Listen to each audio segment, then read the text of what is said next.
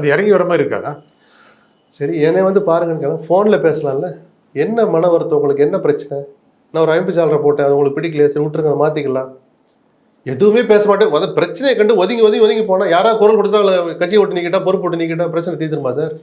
இதெல்லாம் நடக்காதனால தான் அவர் அமித்ஷா கிட்ட போனார். ஆனா அவரு பாஸ் தானே எடப்பாடி, அவர் நினைக்கிறது தானே, கட்சி கொடி மிக உயர்ந்த பதவியில் இருக்கிறாரு, அத்தனை அதனால தானே மதிச்சு தான் சீனியர். இன்னைக்கு இருக்கிற எல்லார்ட்டையும் அதிகாரமிக்க சீனியர்னா செங்கோட்டையன் தான். பொன்னையன் அவருக்கு சீனியர், பட் அவர் ஆக்டிவா இல்லைன்னு வச்சுப்போம். அந்த சீனியாரிட்டி நினைச்சிருந்தா நான் எதுக்கு அவர் வீட்டுக்கு வரணும்? அது பதவியை இழந்து நிற்கிற எடப்பாடி வீட்டுக்கு நான் ஏன் வரணும்னு கேட்டிருக்க கூடாது? அவரு கேட்கல.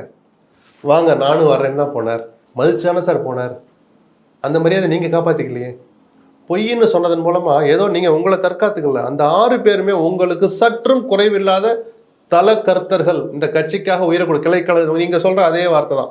கிளைக்கழக செயலர்ந்து வந்தவங்க. நத்தமாகட்டும், செங்கோட்டையன் ஆகட்டும், தங்கமணி, வேலுமணி, அன்பழகன், CV சண்முகம், துணிச்சல் மிக்க தல கர்த்தர் நான் சொல்லுவேன். 1000 குறைபாடு விமர்சனம் வேற பக்கம் இருக்கட்டும். சண்முகம் யார் சார்? இவங்களே ரோட்ல போற கவுன்சிலர், கொருக்குப்பேட்டையில சுயேட்சையான கவுன்சிலர்களா? உங்களை மாதிரியே கீழே இருந்து வந்த ஆட்கள்.